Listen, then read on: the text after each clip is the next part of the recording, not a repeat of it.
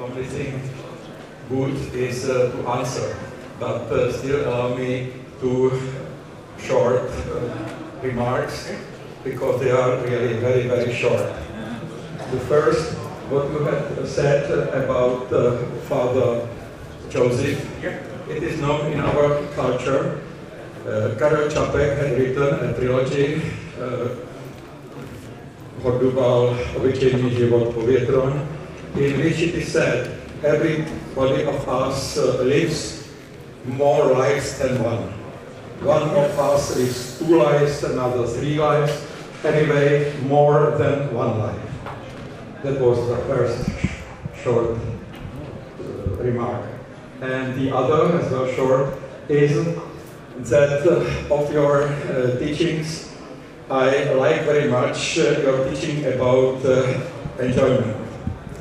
Not speaking, you have not spoken about that now, but it is a really very basic thing. I, as an old man, from my adult life, the whole my adult life, I tried to have enjoyments. Some were good, some were not so good, probably not to speak about such enjoyments, but the lesson is what you say. Even if somebody is disturbed with his successful things, may teach from that even that could be enjoyment for me.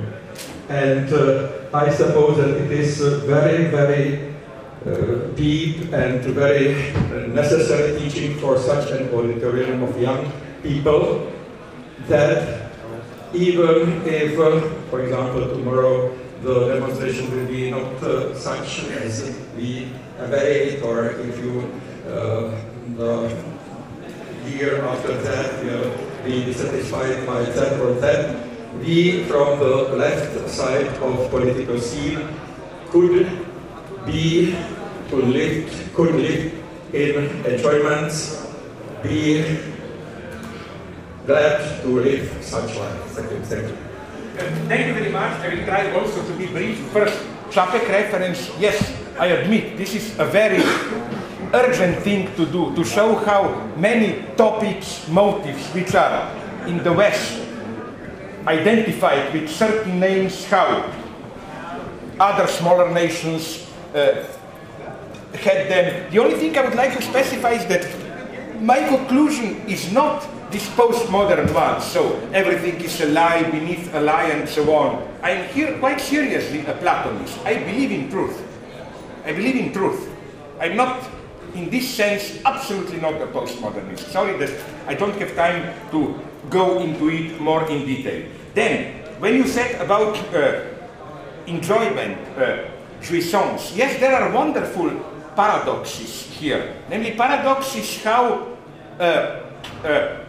I think Jacques Lacan was deeply right, psychoanalyst, to whose school I belong, when he said that, okay, it's a well-known motto, when he turned around Dostoevsky, Lacan said, on the contrary, if God doesn't exist, everything is prohibited. I think no better proof than if you look at American radical leftist hedonists and so on. Their motto is bisexual, whatever you want, you dedicate your life to freedoms and so on, to pleasure, and the result is total regulation, total oppression, all the taking care of your body, politically correct rules, and so on and so on. And this is, I don't have time to go into it now, but this is what explains for me so-called ethnic and so on fundamentalism.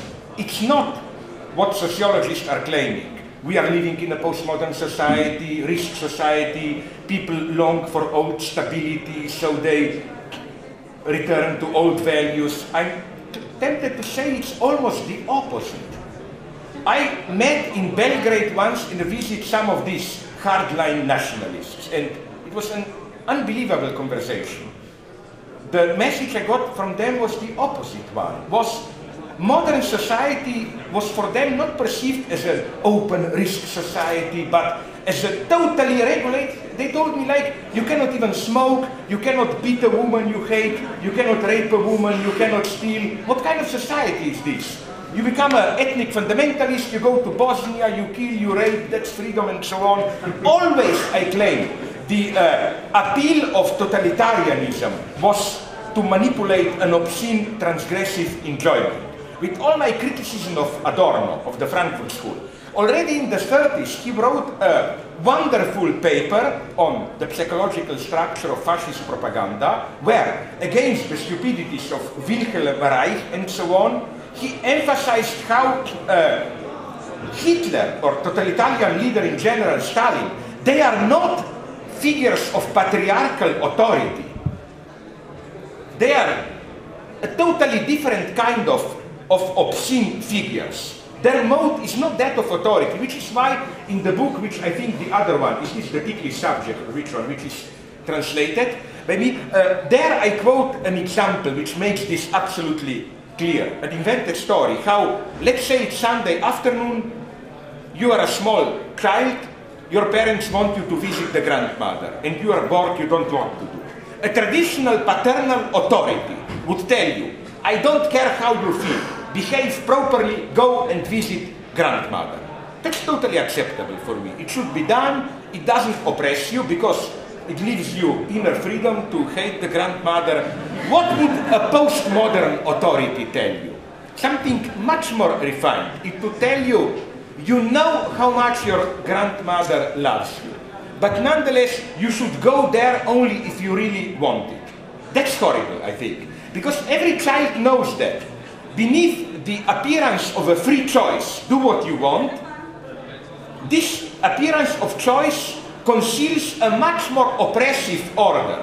The order is not only go and visit your grandmother, but you must like to do it. That's always the catch here. So, how to put it, I'm tempted to agree, and here I agree with you. You refer to yourself as an older colleague. Well, I'm not so young. I'm 58, so when I pass graves, I start to inquire what's the price and so on. It's not less.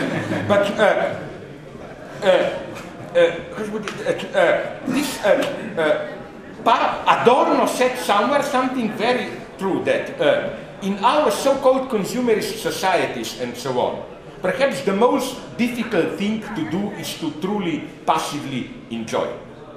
I claim that it's not true that old pseudo-Marxist dogma, capitalism is making us passive consumerists. No, it's the opposite.